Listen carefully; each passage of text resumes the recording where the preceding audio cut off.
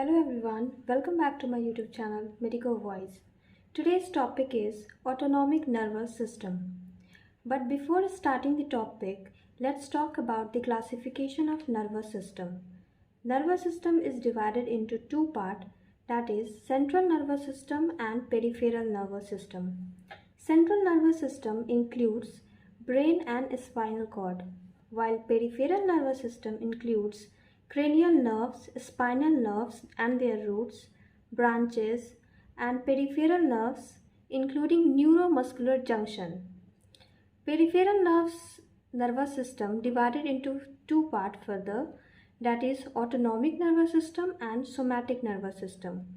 Autonomic nervous system means it is involuntary in nature. Auto means self and nomic means governing, means it is self-governing, do not depend on any other thing. It is involuntary in nature and innervates heart, smooth muscles and exocrine glands, while somatic nervous system is under voluntary control and it only innervates the skeletal muscle. Further, autonomic system is divided into sympathetic and parasympathetic system. These two systems control various organs of our body in different ways. Now come to the topic, that is autonomic nervous system. Autonomic nervous system is combination of two words, that is auto and nomos. Auto means self and nomos means governing. Means this system is self-governing and involuntary in nature, and it also maintains homeostasis. Autonomic nervous system is further divided into sympathetic and parasympathetic nerve. Sympathetic system arises from thoracolumbar region. Thoracolumbar region, that is T1 to L3. Thoracolumbar means thoracic vertebrae and lumbar vertebrae. Our vertebra has cervical, thoracic, lumbar, sacral and coccygeal part.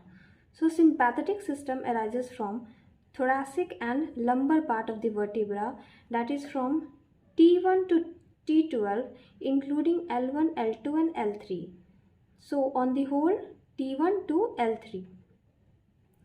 Parasympathetic system arises from two separate regions, that is cranial outflow including the cranial nerves, that is cranial nerve 3, 7, 9 and 10. While the other region from which the parasympathetic system arises is the sacral outflow, that is S1, S2 and S3. Here is the diagrammatic representation of the sympathetic and parasympathetic system. You can see here parasympathetic system arising from the cranial outflow and sacral outflow. Cranial outflow including the cranial nerve 3, 7, 9 and 10, and sacral outflow include S1, S2 and S3. While sympathetic system arises from thoracolumbar region, here T1 to L3. This is the midway of vertebra.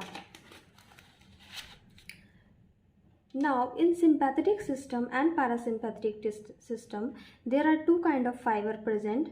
One is preganglionic fiber and the next one is postganglionic fiber. In case of sympathetic system, preganglionic fiber are short while postganglionic fiber are long. On the basis of length of these two fibers, sympathetic and parasympathetic system can be differentiated. While in case of parasympathetic system, preganglionic fiber is long while the postganglionic fiber is short. Autonomic nervous system control various visceral functions of our body like circulation, digestion, excretion, etc. and it also control the various organs like heart, smooth muscle, exocrine gland, etc. Now come to the effect of sympathetic and parasympathetic system on various organs of our body. In case of heart, sympathetic system stimulates the heart. That means it increases the heart rate and also the force of contraction of heart, while the parasympathetic stimulation depresses the activities of heart. Next organ is bronchus. Sympathetic stimulation in case of bronchus dilate the bronchus and causes bronchodilation, while parasympathetic stimulation causes the contraction of bronchus and result in bronchospasm of the bronchus. Next one is gastrointestinal tract.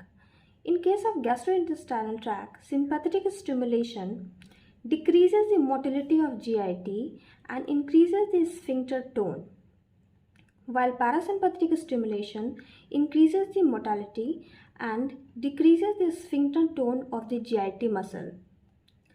Now come to the urinary bladder. In case of urinary bladder, the urine outflow decreases on sympathetic stimulation and increases on parasympathetic stimulation. Now come to the next organ, which is pupil of our eye. Sympathetic system causes mydriasis in case of pupil of our eye. Mydriasis means relaxation of the pupil, while in case of parasympathetic stimulation, pupil get miosis, that is contraction of the pupil. Next one is secretory glands. It can include various secretory glands. One is secretory glands. In case of sympathetic stimulation, secretions from the secretory gland of our body will decrease, but there is an exception.